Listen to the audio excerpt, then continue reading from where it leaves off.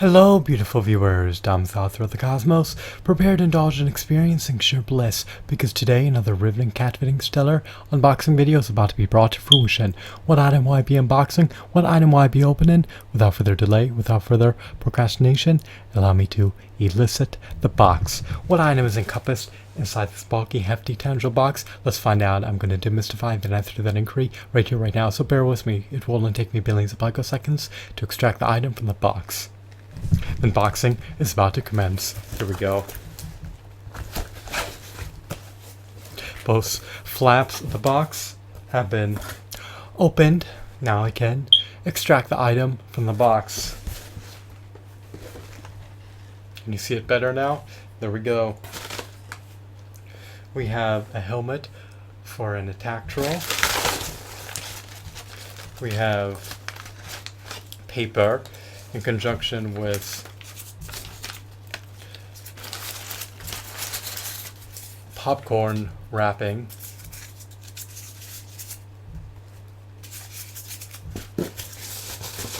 In conjunction with all the package and popcorn, I believe it's called package and popcorn as opposed to popcorn wrapping. Sorry about the blender. But in conjunction with all the package and popcorn, we have an infamous, notorious, sadistic, malicious, intimidating, menacing, violent, aggressive, belligerent, unwavering, audacious attack troll.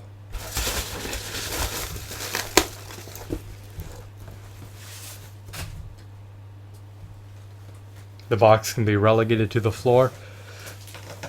I can utilize that popcorn packaging, that package and popcorn for later.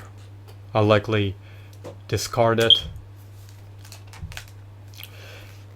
Let's scrutinize this figurine, shall we? It appears to be in decent condition. This figurine is not flawless. The right arm joint is relatively loose. That's disappointing. It seems to have ample points of articulation. It can swivel its wrists. It can rotate its feet sideways. I love his hues. I love his textures. I love his shadings. He has stupendous paint applications. I love his design. I love his sculpt. He was produced by Toy Biz amid the early 2000s to coincide with the release of the Lord of the Rings movies.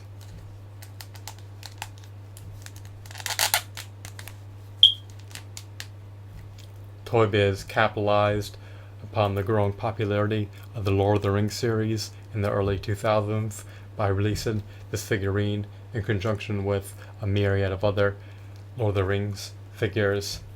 His helmet is removable. It can be equipped or detached at your discretion. His jaw cannot be clenched together. You can ascend his mace or descend it.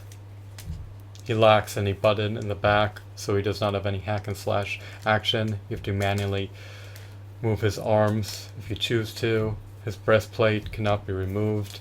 His harness is equipped to his chest. Unfortunately, it's unremovable. Adhesive is intact. He has 3 fingers on each hand. I would have presumed that a cave troll would have at least 4 fingers as opposed to 3.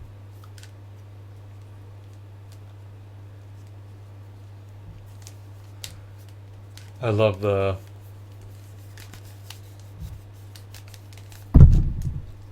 deco. It's just marvelous in all facets.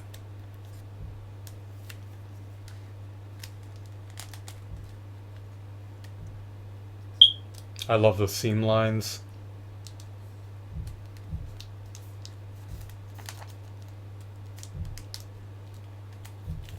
I pretty much love everything about the figure. I relish action figures. I love flaunting them on my shelf.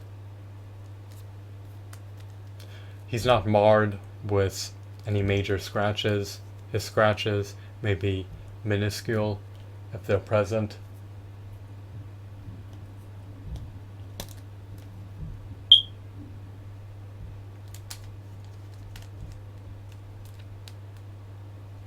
I feel as though this figurine emulates an Attacktral. It truly captures the appearance of an Attacktral in the Lord of the Rings, The Return of the King movie. It's just quite an unbelievable figurine. It stands roughly 10 inches to a foot tall. You can measure it for yourself if you have one. If you do not possess one, then you can look up his height. I presume he's roughly a foot tall, so he's twice as tall as a 6-inch action figure. He scales eminently with the 6-inch action figure collection. The Attacktral is supposed to tower over most figurines. He's not supposed to be minuscule. He's supposed to be mighty. He's supposed to have physical prowess. He's supposed to be large and bulky.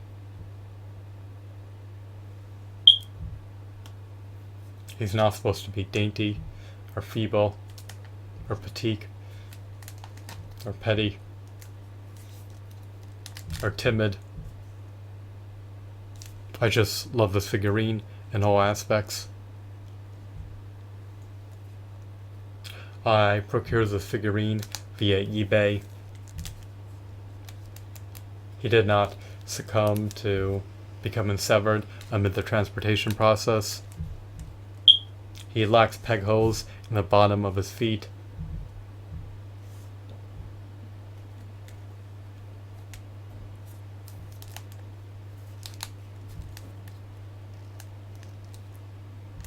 He lacks articulation in the finger joints.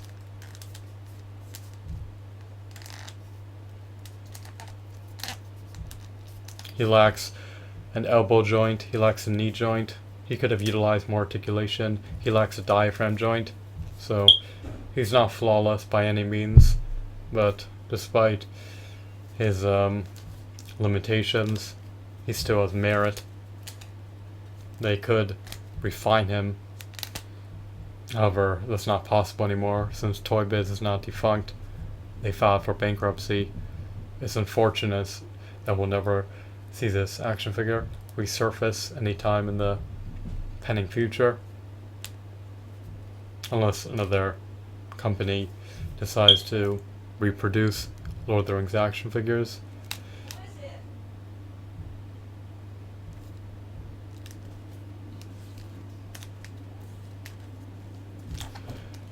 Do I recommend, advocate, and endorse picking up this figurine? I do, if you have the disposable income to afford to do so. If you're an avid, devout Lord of the Rings fan, he will likely not disappoint you. If you detest and disdain action figures, as well as the Lord of the Rings series, then this action figure may not appease you. So, it's all contingent on your personal interests. It's all contingent on your discretionary income. It's all contingent on if you have room to house it or not. There are a multitude of factors that you should consider prior to implementing a purchasing decision. For me, though, this is the quintessential Attacktral.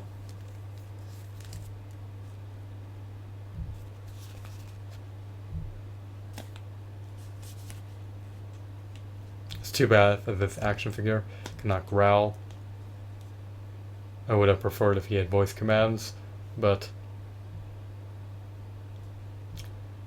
just because he doesn't have voice commands does not mean he isn't worthwhile. I have no major gripes about the figurine, other than lacking articulation in certain joints. He does appease me. I'm satisfied. I relish this figurine. I'm done reiterating myself. I'm done being a bit redundant. I said all I can say. Maybe in the future I'll spawn a stop motion video featuring this figurine.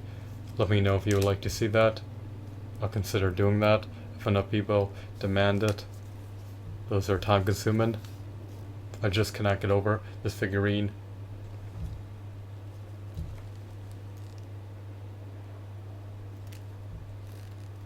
Unfortunately, they're a bit pricey, so hopefully their prices will plunge in the near future. But if not, then I'll likely never buy another one. So I hope you found this video to be enthralling and insightful. Have a wonderful, marvelous day. Goodbye.